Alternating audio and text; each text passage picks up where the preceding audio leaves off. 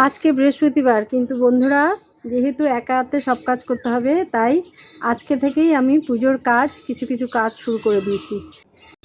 Gas ফ্যাস সব ready করে রেখেছি। এই যে গ্যাস সিলিন্ডার একদম লাগিয়ে রেডি করেছি। এই কাজগুলো করতেও টাইম লাগে, এই জন্য রেডি করে রেখেছি। বাইরে ছাদে এই বাসনগুলো রেখেছি, এখন মাজবো। এখন বাজে প্রায় 3:45, খেয়ে উঠেছি 3:30 নাগাদ। এই 3:45 বাজে, এগুলো মাজবো। আরও এগুলো সব কাঁসার বাসনগুলো আমি পরে মাজবো। এখানে সব আমার নৌকো আছে, নৌকোর পার্টগুলো সব ভিতরে আছে। প্রদীপ সব কালকে মাজবো, কারণ তেঁতুলটা আনা হয়নি এখনো। তো বন্ধুরা, এই 3 দিন ধরে চলবে কুটুর করে লক্ষ্মী পুজোর কাজ। তো আমি পরে আবার দেখাতে থাকবো। এখন বাসনগুলো মাজি। এখন বাসন মাজতে বসলাম, কেন ছাদে রোদটা না গেলে বাসন মাজা যায় না। ওই জন্য খেয়ে দিয়ে উঠেই এখন বাসন মাজতে বসলাম। আর সকালবেলা ওই কাঁসার বাসনগুলো মাজবো, কারণ ভোরবেলা আর এই রোদ চলে গেলে এই টাইমে তবেই কাজ করা যাবে, নাহলে কাজ করা যায় না। বাসন ধোয়া শুরু করে দিলাম। দেখুন ছাদে রোদ না পড়লে সত্যি করা যায় না। আর বাপন বলছে, মা তোমার বাসন ধোয়াগুলো দেখাই। আমি দেখা। তো ওই জন্য ও ক্যামেরা ধরছে। ও আসলে এখন একটু আধটু ধরতে ইন্টারেস্ট পাচ্ছে, তবে আমি যখন বলি তখন একটু অসুবিধা হয়। আসলে মুডের ব্যাপার, ওর মুড ভালো থাকলে তোলে। তো ইদানিং দেখছি যে ভালোই তুলছে, খারাপ তুলছে না। দেখুন কি সুন্দর তুলেছে। আমি ছাদে পেপার পেতে এদিক দিয়ে ধুচ্ছি। ছাদে 2খানা কল করে নিয়েছি কাজের সুবিধার জন্য। আগে বাড়িতে অনেক লোক ছিল, তখন লক্ষ্মী পুজোর সময় কেউ বাসন মাজে, কেউ বাসন ধুলে, কেউ দুব্বা তুলছে, কেউ তুলসী পাতা তুলছে, কিংবা লক্ষ্মী পুজোর দিনে নাড়ু পাকালাম বা কি। আর আমার তো বরাদ্দ ছিল, আমি আলপনা দেবই। সব কিছুতে সবাই মিলেই হতো। এই বাসনগুলো আজকেই ধুয়ে রাখলাম, তার কারণ ওই পিতলের বাসনগুলো কালকে ধোবো, কেন তেঁতুল আনা হয়নি। তেঁতুলটা ভুলে গেছি বলতে, তাহলে আজকেই অনেকটা বাসন মাজা হয়ে যেত যদি তেঁতুল আসতো।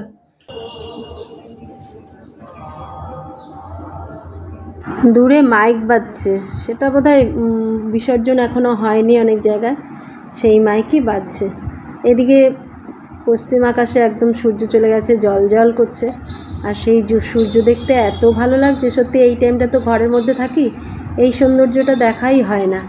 এত ভালো লাগছে বলার মতন না। আর প্রদীপ জ্বলার আগে যেমন ধপ করে জ্বলে আর কি, আলোটা একদম ঠিকরে পড়ছে। আর সেই আলোর আভা দেখুন ফুলে পড়েছে, কী যে ভালো লাগছে, মনটা ভরে যায়। দারুণ লাগছে বলুন। আমাদের অনেক নারকেল গাছ, এই নারকেল গাছগুলো সব আমাদের। নারকেল গাছ প্রচুর, নারকেল গাছের ফাঁক থেকে আলোটা আসছে। আর সেই আলোর আভা দেখুন গাছের উপর পড়ে এবং ফুলের উপর পড়ে তার সৌন্দর্য যেন আরও বাড়িয়ে দিয়েছে। অপূর্ব লাগছে, দারুণ। প্রকৃতির কি মহিমা না। এই নারকেলগুলো কালকে রাত্রেই ছুলে রেখেছি সুন্দর করে।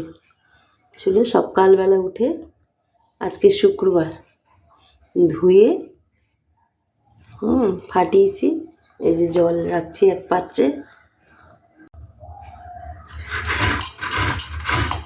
তো সুপ্রভাত বন্ধুরা, আজকে শুক্রবার সকালে আমি নারকেল করাতে বসেছি, কেননা একা হাতে করা তো, সব আগে থেকে করছি। তো আপনারা কেমন আছেন? অবশ্যই ভালো আছেন। আমি আগেও বিজয়া করেছি, তো আবার বলি শুভ বিজয়া।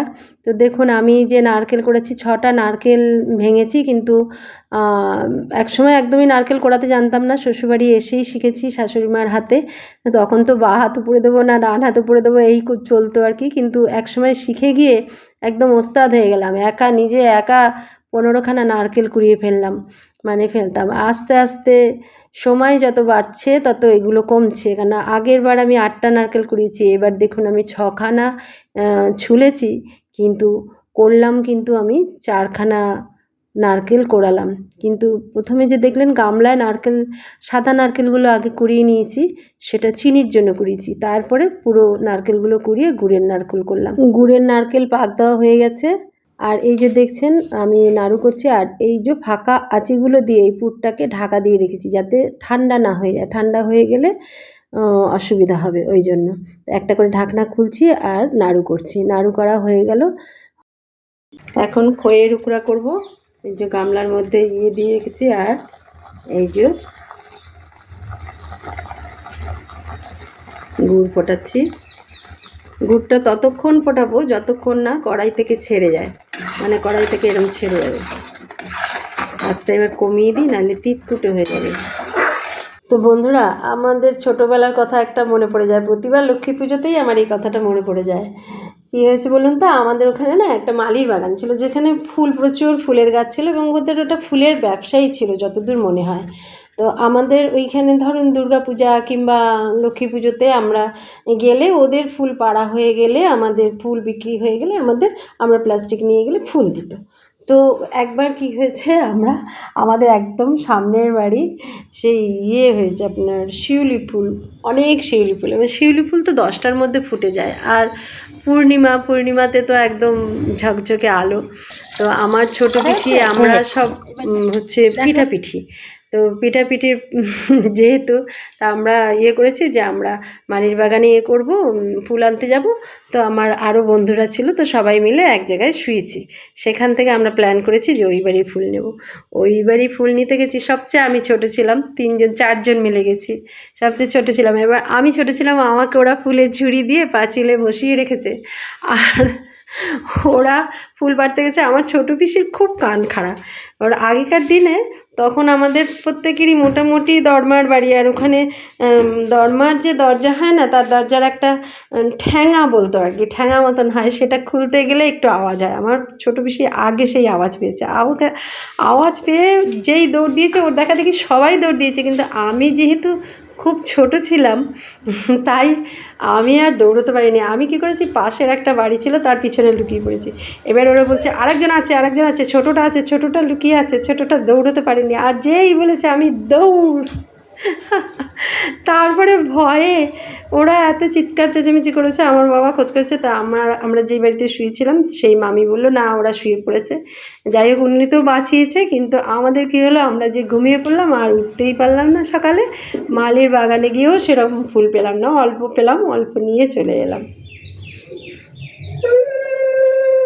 নৌকো বসিয়ে দিলাম, ব্রাহ্মণ মশাইয়েরও আসার সময় হয়ে গেছে। আমি সব গুছিয়ে এবার শাড়িটা পরে বসবো। তো শাড়িটা পরে বসে দেখুন ঘটও বসিয়ে দিচ্ছি, কারণ আমার ননদ বলেছে যে 5:30 অবধি ভালো টাইম। তো আমি 4:30 নাগাদ ঘরটা বসিয়ে দিই।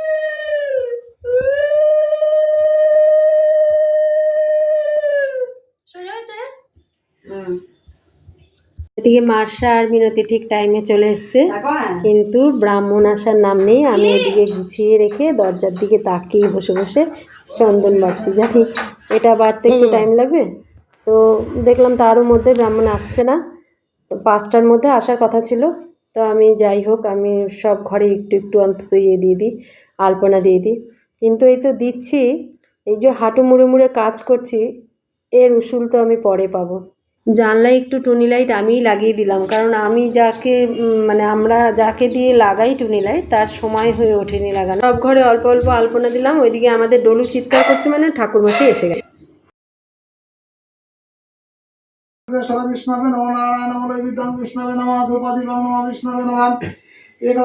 শঙ্খ বাজি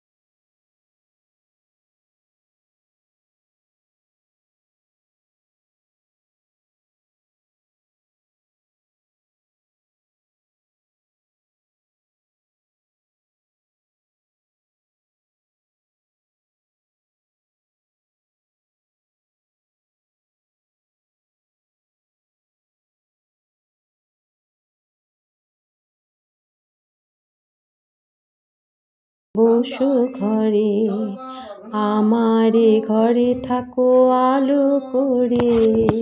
পুজো শেষ হয়ে মোটামুটি প্রসাদ বিতরণ করে মোটামুটি 10টা 10:30 বেজে গেছিলো। তো আমাদের মধ্যে তো নিয়ম আছে, আমরা কিন্তু লক্ষ্মী পুজোর দিনে আঁশযুক্ত মাছ মানে মাছ ভাত আমাদের খেতেই হয়।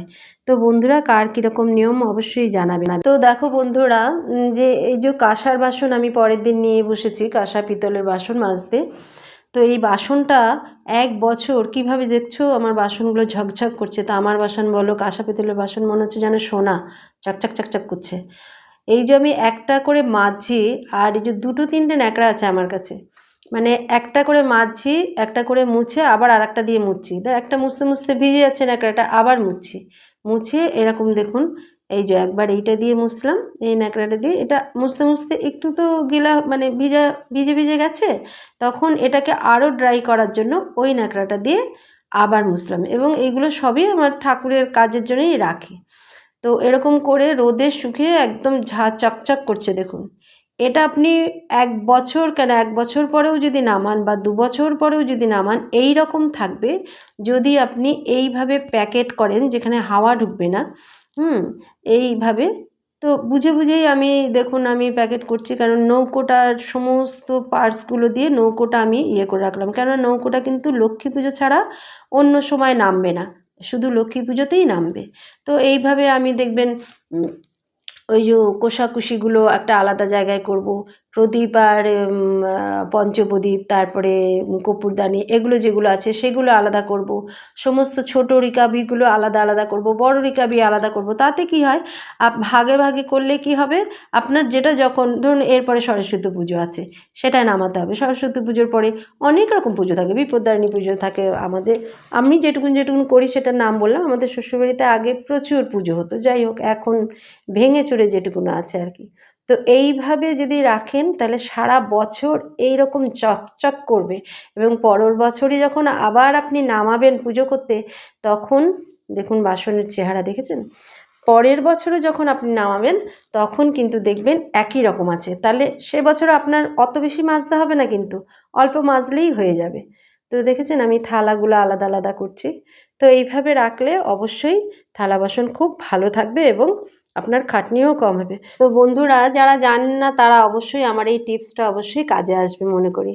তো আমার ভিডিওটা আমি এখানেই শেষ করব। তো কেমন লাগলো বন্ধুরা কমেন্ট করে অবশ্যই জানাবেন, লাইক শেয়ার কমেন্ট অবশ্যই করবেন এবং সঙ্গে সাবস্ক্রাইব করে দেবেন।